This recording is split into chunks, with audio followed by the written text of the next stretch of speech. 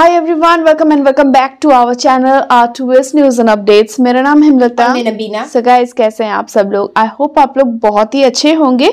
तो आज हम लोग जिस पे रिएक्ट करेंगे वो है द चाणक्य डायलॉग्स के वीडियो पर, which is major Gaurav Arya sir का video. US Israel strikes Hezbollah and ISIS bases in Syria. Okay, so guys video end तक देखिएगा। अच्छा लगे लाइक कर देना, शेयर कर देना, सब्सक्राइब कर देना हमारे चैनल को। और जो वीडियो की लिंक आपको डिस्क्रिप्शन बॉक्स में मिल जाएगी, वो जगह फटाफट चेकआउट कर लो। लेट नहीं करता, let's get started. And guys हमारे और 2 रिएक्शन चैनल्स हैं, उसका भी लिंक आपको मिल जाएगी डिस्क्रिप्शन बॉक्स में, तो वो भी जरूर से आप लोग चेकआउट कर लीजिएगा। चलो स्टार्ट करते हैं। आपको ये तो पता है कि सीरिया में क्या हुआ है, लेकिन रातों रात एक बहुत बड़ा गेम हो गया दोस्तों। जब मामला अनस्टेबल होता है तो उस मामले में क्या होता है कि 10 और लोग बीच में आ जाते हैं। जब चारों तरफ से इजराइल के ऊपर हमला हुआ तो इजराइल ने सबको ठोक दिया और पूरे एरिया को उसने तबाह कर दिया। काफी मिसाइल तो इजराइल पहुंची नहीं, क्योंकि इन दोनों ने मिलकर इजराइल की मदद करी। उन्होंने दंदनाता एक बयान दे दिया, एक ट्वीट कर दिया उन्होंने कि अब फिलिस्तीन भी फ्री हो जाएगा जैसे सीरिया फ्री हो जाएगा। फ्री यहां पे कोई नहीं है, इस पूरे इलाके में कोई फ्री नहीं है। कोई फ्री नहीं है, वो इलाका ही वैसा है ना कि कोई फ्री रह नहीं सकता।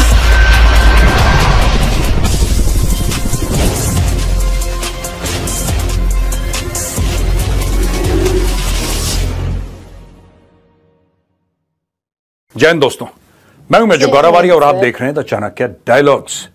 आपको ये तो पता है कि सीरिया में क्या हुआ है, लेकिन रातों रात एक बहुत बड़ा गेम हो गया दोस्तों।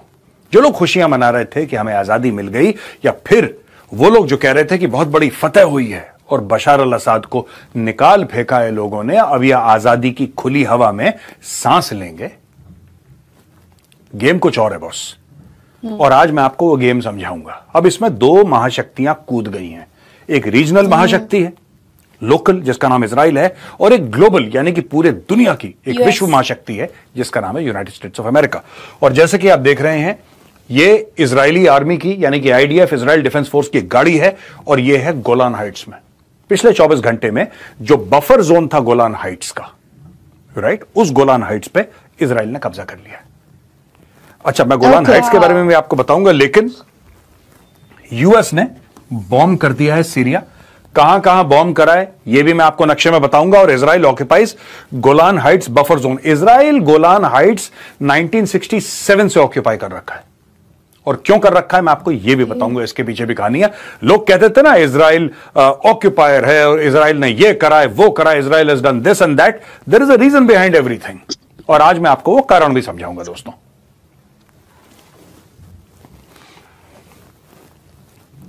अब दोस्तों, अगर आप इस मैप को देखेंगे यहां पे, तो ये याद रखिएगा, this is Damascus. Damascus is the capital of Syria, आपको पता ही है। ये जो गोलान हाइट्स हैं, ये पूरा का पूरा एरिया, ये देखिए साहब, ये डेमास्कस है, ये गोलान हाइट्स है। इनके बीच में जो फासला है तकरीबन 65 किलोमीटर्स का है। ओके। और इजराइल ने गोलान हाइट्स पहले से कैप्चर कर रखी हैं, जैसा मैंने आपको बताया 1967 वॉर के बाद। इनके कई वॉर्स हुए इजराइल के इतिहास में, 1948-49 से वॉर्स ही वॉर्स कई सारे, लेकिन 2 मुख्य वॉर्स हुए हैं इनके, एक 67 का और एक 73 का। ये मेन वॉर्स हैं, और भी बड़े बड़े वॉर्स हुए हैं, ऐसी बात नहीं कि 2 ही हुए हैं, लेकिन दीज आर 2 आइकॉनिक वॉर्स। 73 के वॉर को कहते हैं द योम किपुर वॉर, जो यहूदियों का एक होता है, you know, once a year they have this Yom Kippur which is their biggest celebration और festival, you can call it. तो दोस्तों, हुआ 1967 में। ये बहुत जरूरी है समझना, क्योंकि अब ये लोग बोलेंगे कि इजराइल ने ऑक्यूपाई कर लिया, इजराइल ने कब्जा कर लिया। ये तो किसी और देश का था, इजराइल ने इसके ऊपर क्यों कब्जा कर लिया, वो कब्जे की स्टोरी सुनाता हूं। बात यह है कि अगर आप बात करेंगे 1967 की, तो इजराइल के ऊपर हमला हुआ।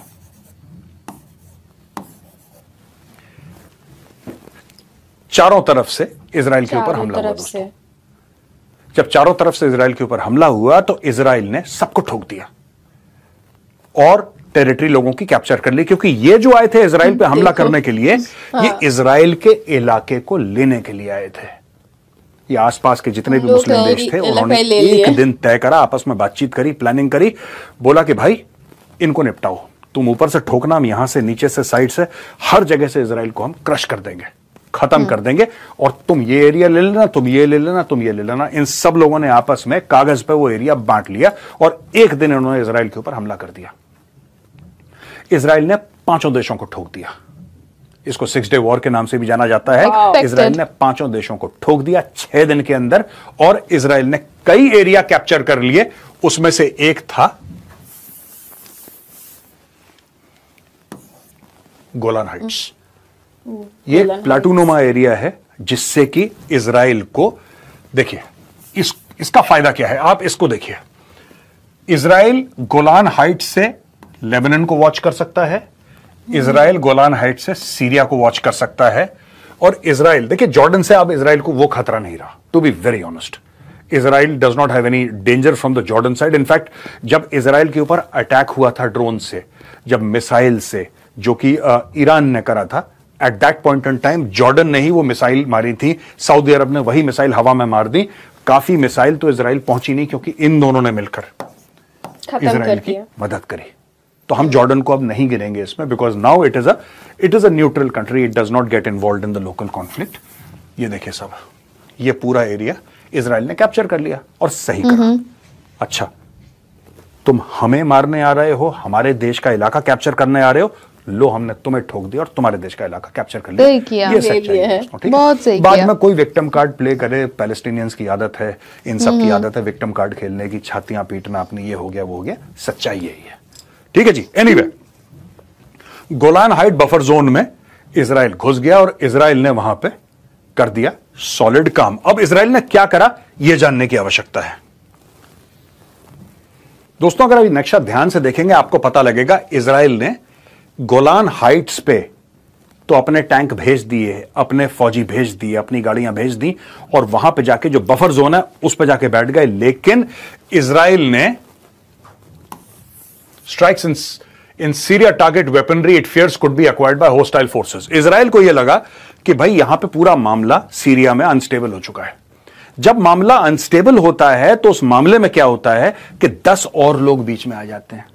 सही। 10 और लोग बीच में आ जाते हैं यार। और वो कहते हैं कि नहीं भाई ये मैं करूंगा, ये तो उस समय क्या होता है कि फिर जिसको कहते हैं कि लोग छीना झपटी में बहुत इंस्टेबिलिटी हो जाती है और ये पूरा इलाका बड़ा ही अनस्टेबल है। इजराइल ने प्रीएम्प्टिव स्ट्राइक मारी है। अब ये देखिए साहब, नंबर 1 मेजे एयरबेस दमिश्क। ये आप लगा लीजिए मेजे एयरबेस दमिश्क, लगभग यहां पे अटैक करा। कफ्र सोजा इधर अटैक कर दिया। Branch of the scientific studies and research centre दमिश्क, यहां पे ठोक दिया इसने। सेंट्रल स्क्वायर दमिश्क, ये दमिश्क के बीच में, ये मैंने यहां पे लगा रखा है सेंट्रल स्क्वायर दमिश्क। इसके अलावा अगर आप ये देखेंगे, अब मैंने आपको सेंट्रल स्क्वायर दमिश्क बता दिया। खलखला एयरबेस, जो खलखला एयरबेस है, this is the Khalkhala airbase, right. और यहां पे दारा गवर्नेट है, this is the Daraa governorate. ये खलखला एयरबेस और दारा गवर्नेट एक साथ ही हैं, ये एडजॉइनिंग है, तो they are one contiguous area. यहां पे इजराइल ने दबा के बॉम्बिंग करी है। और दबा के बॉम्बिंग क्यों करी है? ज्यादातर इजराइल ने यूज करे हैं अपने F-35, और भी इजराइल के पास हैं एयरक्राफ्ट, पर सुनने में आया है कि F-35 उन्होंने यूज करे हैं। अच्छा दोस्तों, मैं आपको क्लियरली बता दूं, अगर यहां पे इंस्टेबिलिटी होती है, अगर ये एरिया में खून खराबा होता है, तो इजराइल पहुंचने में कुछ समय नहीं लगेगा। इट्स नेक्स्ट डोर, बॉर्डर लगा हुआ है, बॉर्डर लगा हुआ है। तो इजराइल ने अपना बॉर्डर मजबूत कर दिया और इजराइल चढ़ गया अपना गोलान हाइट्स पे, बफर जोन को कैप्चर कर लिया। कैप्चर क्या, वहां पे जाके बैठ गया।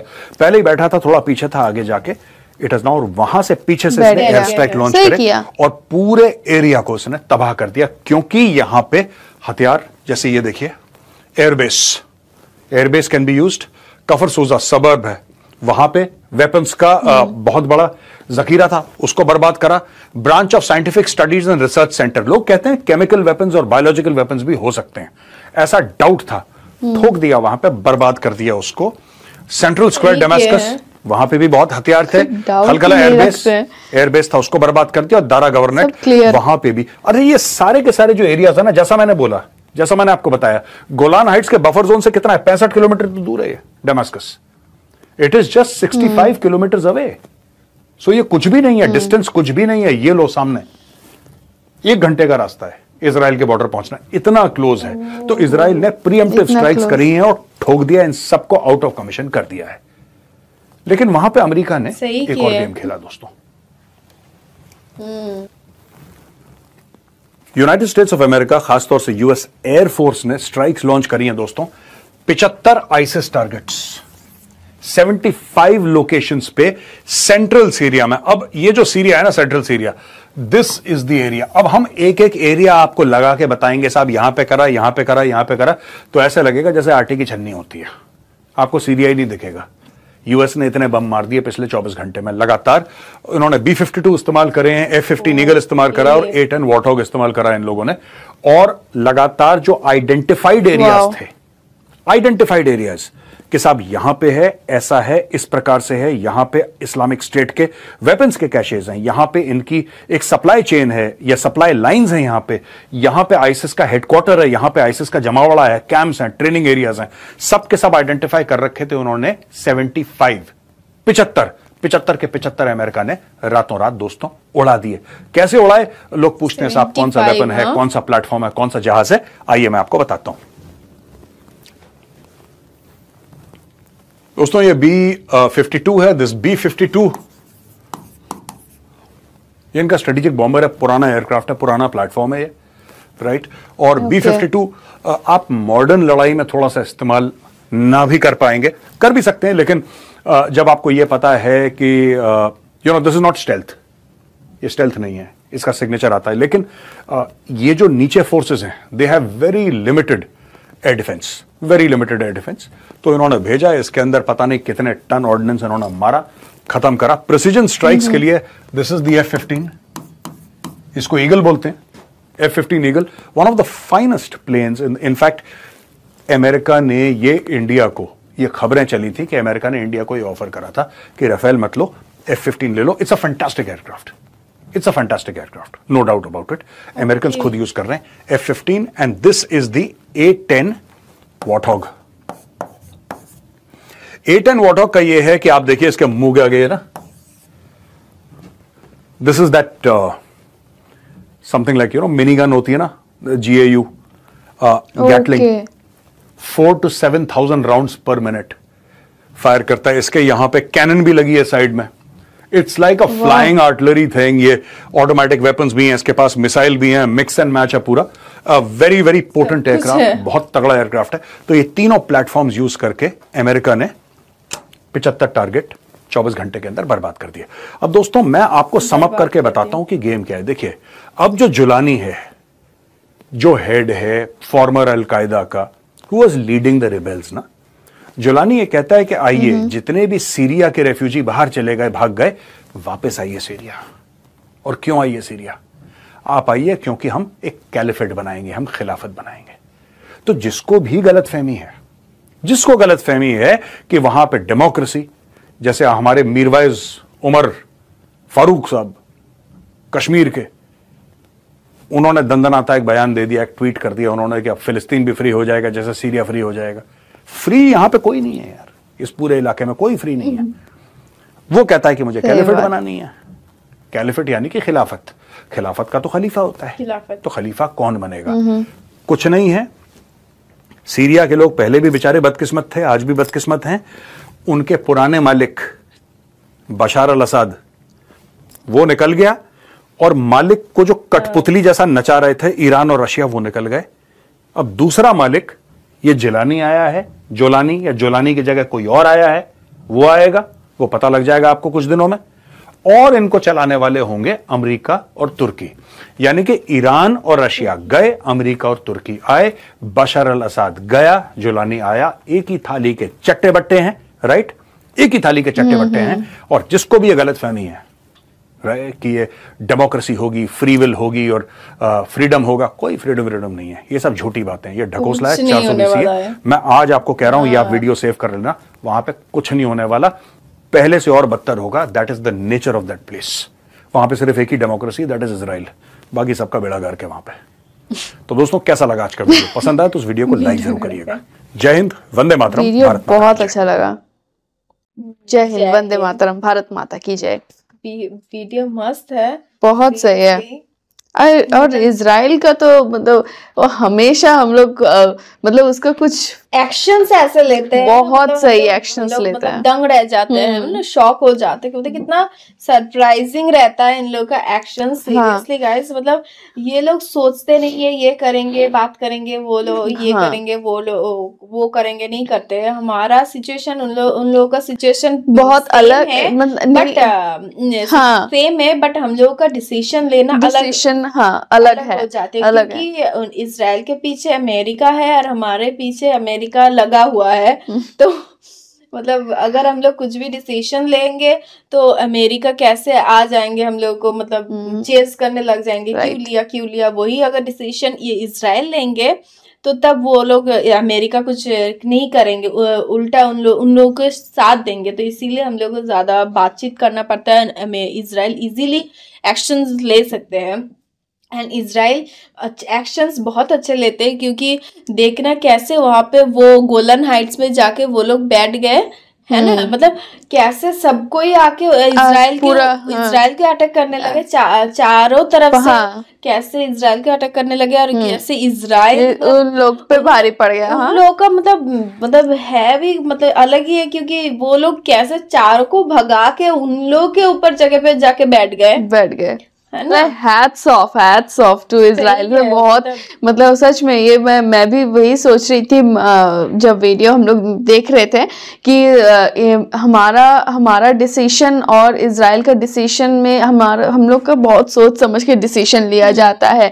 तो सोचा जाता है कि चलो जितना पीसफुली काम हो जाए, बात करके एग्रेसिव नहीं होते हैं। लेकिन इजराइल पूरा डायरेक्ट, मतलब उन लोग का स्टेट ऑफ माइंड ऐसा है, और वो लोग सिचुएशन इजराइल का ऐसा है कि उन लोग को वो पीसफुली काम होगा ही नहीं, इसलिए वो लोग डायरेक्ट एक्शन ही ले लेते हैं। सोचो अचानक से कोई भी मतलब चारों तरफ से उन लोग अटैक करने लग गए, तो अगर वो लोग बोलेंगे हम लोग बातचीत करेंगे तो वो से काम नहीं होगा, तो उन लोग को रिप्लाई देना ही पड़ेगा। जैसे अचानक से जो वो वहाँ पे हमास ने जो किया, अचानक से इजराइल में जाके वो लोग अटैक कर दिए, तो तब वो लोग अगर बैठे रहेंगे तो तब कुछ नहीं होगा। अगर बातचीत करेंगे तो मतलब उन लोगों का डिमांड बढ़ते जाएंगे दिन पर दिन, है ना, ऐसे होता जाएगा। तो इजराइल जो भी करता है ना, मतलब ये जो एक्शन लेने का तरीका है इन लोग का ना, तो ये बहुत सही है, बहुत अच्छा लगता है।